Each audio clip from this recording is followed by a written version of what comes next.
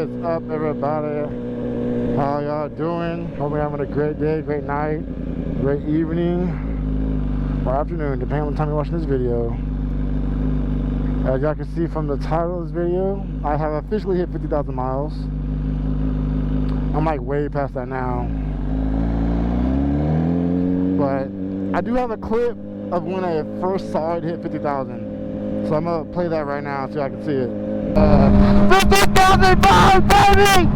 Woo! I got it, baby! Let's go! 50,000 miles! AB F4 2016! Let's go!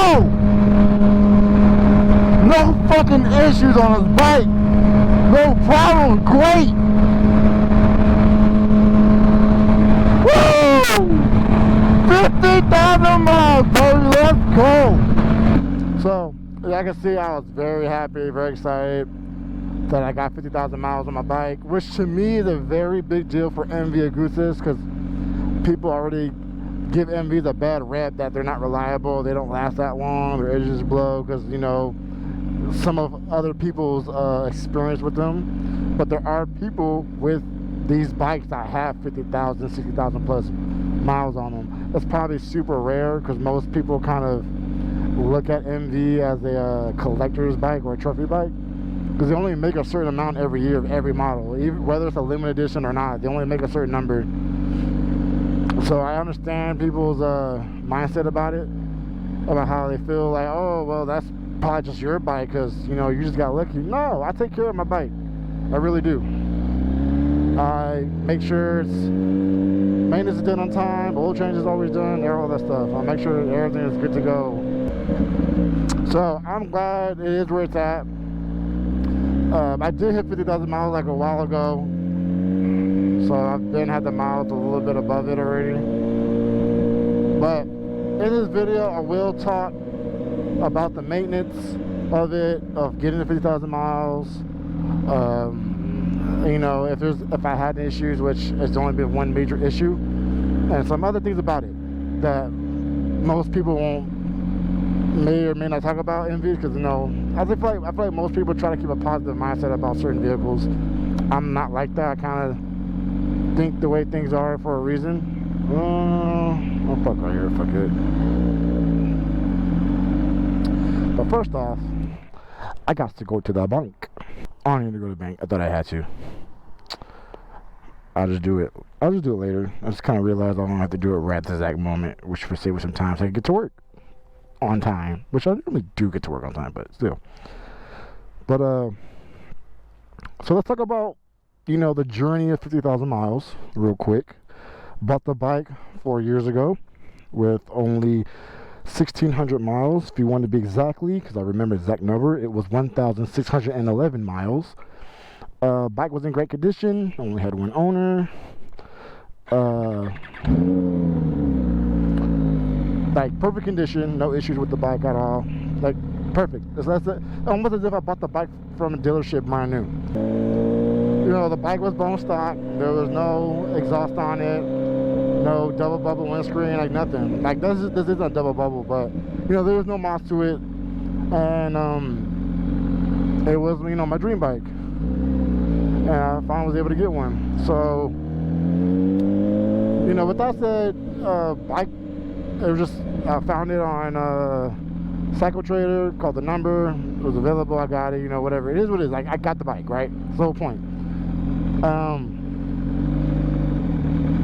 As someone who's been researching MVs for a very, very long time, like I waited about 5 years before I even bought one, and mainly it's because I just couldn't afford it at the time. Though I was doing a lot of research on these bikes, such as maintenance-wise, maintenance costs, rarity, all that stuff. You know, I already knew what I was getting into when I was looking at this bike. I already knew it was going to be very expensive. I already knew it was going to cost a lot of money to maintain.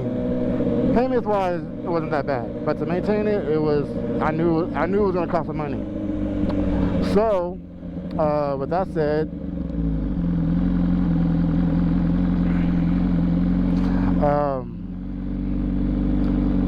I still pulled the trigger on the bike anyways.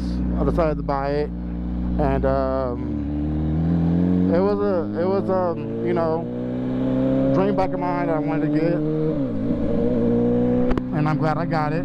Which is Onyx Motorcycles. This is where I bought my bike from. They actually have a different location now, but they are resided in Escondido, San Diego area. I did, you know, they do oil changes on their bikes before they sell them. So I went based off of that. So at like 5,000 miles, I got my next oil change. Then I found out, you know, the next place to get my valve adjustment was at 7,500 miles, which was shortly after my oil change. So my first oil change was, my first valve adjustment and big service was done at OC Motorcycles at the time when it was open. They're permanently closed now, so you can't go there anymore. The only places that are available is MV Agusta LA and Santa Monica, not Los Angeles, but Santa Monica pretty much. And what else? I think Moto Forza still does MVs. I'm not too sure. It's been a minute since I've even looked at their website. But those are two main places. Oh, and GP Motorcycles. They're in San Diego also. Those are the places you can take the MVs and get worked on. And so I took it there to get my whole valve adjustment done, which is where I met Mikey and where I met at the time his name was Bill. He don't no longer work there either. Even he left before the shop even shut down. But where he ended up telling me, letting me know, like, oh yeah, we got like the best tech here. His name is Mikey, and I was like, huh, all right. And that's how I met Mikey, who is my tech now today. Which after he left OC Motorcycles, he went and tried to do his own thing with another guy that worked there. That didn't work out, so he ended up getting hired at MV Agusta Santa Monica. So pretty much wherever Mikey goes is where I take my bike.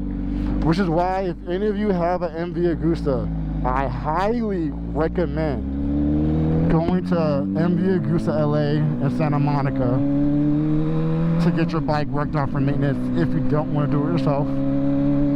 Just giving you guys a heads up because Mikey looks out for me and all his, to me he has clients. People follow the workers or the techs that do a great job on their motorcycle, especially when they're expensive as MV, Ducati, Aprilia, or BMW. If you're not willing to work on it yourself, you're gonna follow the tech that does a great job on your motorcycle. I just got nut checked twice.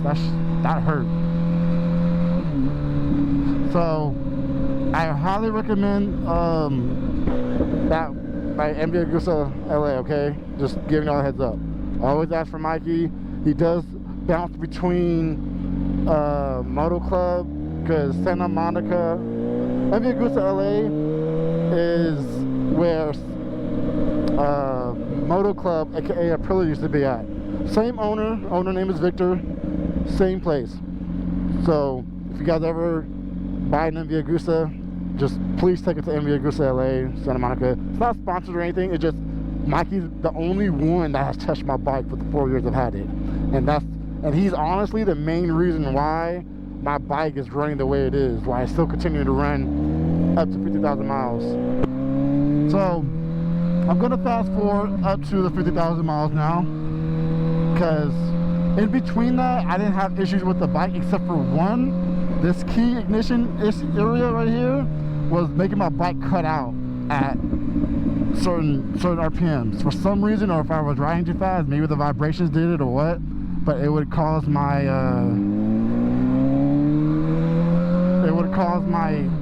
bike to just cut out and lose power. And I mean like cut out, it would just turn off right now, but it will still be running, and the RPMs would like slowly go down even with me stalling and everything to keep going faster.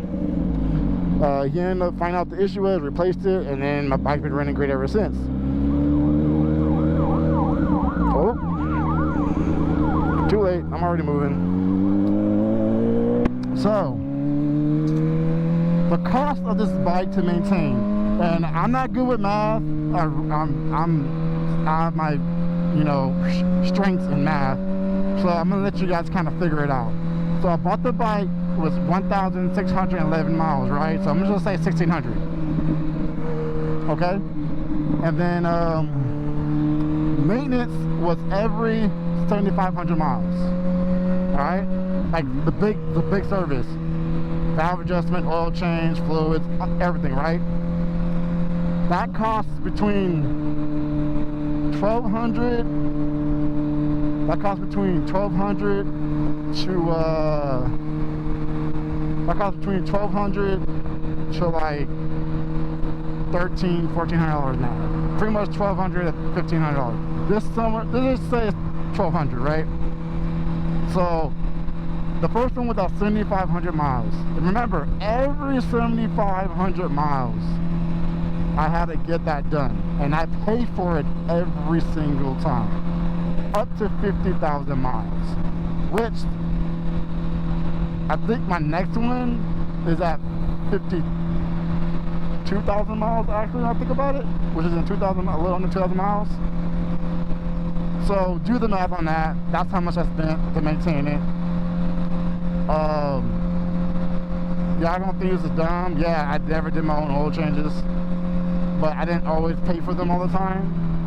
Okay, I lied, I did, but that's just me. But is the only downfall I had on this bike was that when I got to about 50,000 miles, well, 49 or 47,000 miles, my bike was running a lot different because it was been worn out, and Nike decided to look at my bike and was like, take a look at my timing chain.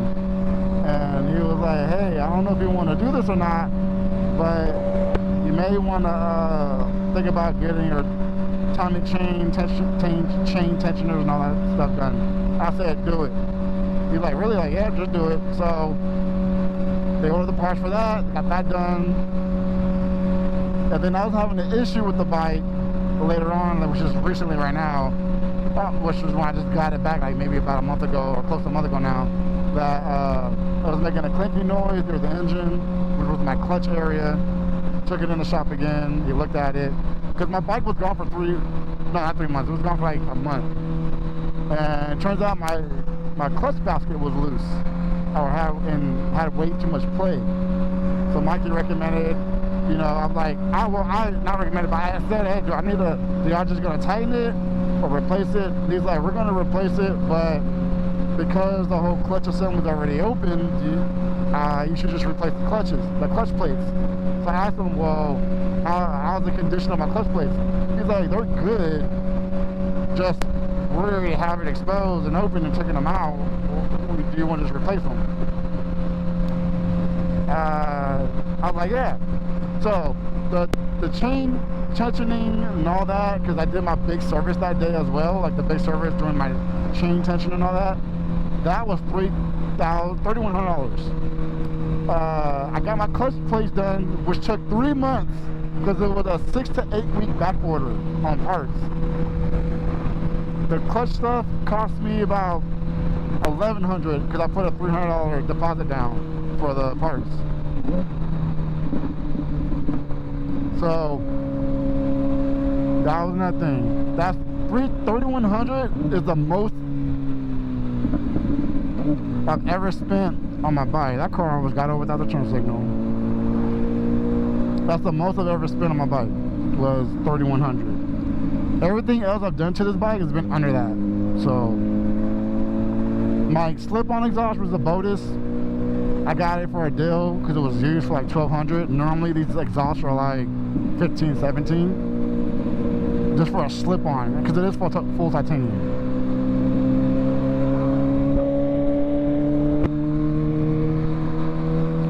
So as of currently, got the plates done, got that put on. I should order some new levers because my levers were just the stock ones. I wanted some upgraded ones, and my right one was broken from when I dropped it.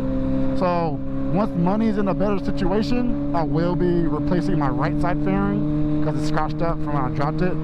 Doesn't look too bad, but I know it's there and I want to get it fixed. So that's what I'm gonna do to get it fixed. But I know I shouldn't be turning my head and flipping, but I'll look behind myself real quick. Now the most recent thing I gotta get done right now, or ASAP, while I'm waiting for parts to come in because I already got them ordered, is my front rotors are getting replaced, my front wheel bearings are getting replaced, and my front brake pads. I get brake pads through Cycle Gear, so save money there. So I told them, look, just order the rotors and the wheel bearings. I'll pay for the brake pads. So I'm good in that area. I'm not worried about the brake pads that cost so much money. So yeah. Other than that, you guys, like I said, bike's running great. I haven't had issues. I maintain it the way it's supposed to. I'm on top of it, and bike's great. So do I recommend? But one of the big questions I get all the time is, are MV Agustas worth getting? Are they reliable? Because of my experience, you guys, because of my experience, yes. Because I know people that have MVs themselves, because I'm in an MV Agusta owners group or owners club. Yes, they are reliable, but you really do have to take care of them. You can't let them sit in the garage. You can't let them. You can ride them as hard as you want, but you just can't not let them sit. Like that's like one of the big gripes about, I think, high-end motorcycles, or even Lamborghinis or exotic cars. They're designed to be used aggressive, or just at least be ridden in general, more than usual. Now I know you're gonna say, well, it's just an engine. Like, doesn't any engine, if it sits still long enough, they don't do it with any car? Yes and no, in my opinion. I just feel like performance engines, just as motorcycles, especially super sports or hyper sports, they're designed to be ridden, not just sit in the garage. MVs are known for being a trophy or a collector's item because they're so rare, they're so beautiful and good looking. So people don't think about riding these bikes that often. They'll bring them out here and there. Screw that. I put 50,000 miles on this bike. And if you look at my bike, you can tell it's been ridden. You can tell. Because I feel people that don't ride these bikes or exotic bikes in general that much, they're super clean, the rims are clean. The fairing has got no scratches on them. They don't want nobody touching them. Blah, blah, blah, blah. Fuck that. You'll see my bike got scratches. I got a cracked part of my fairing on the front. My wheels are dirty. Like I ride my bike. I do wipe my fairing down though. I do. But the engine and everything else is pretty dirty.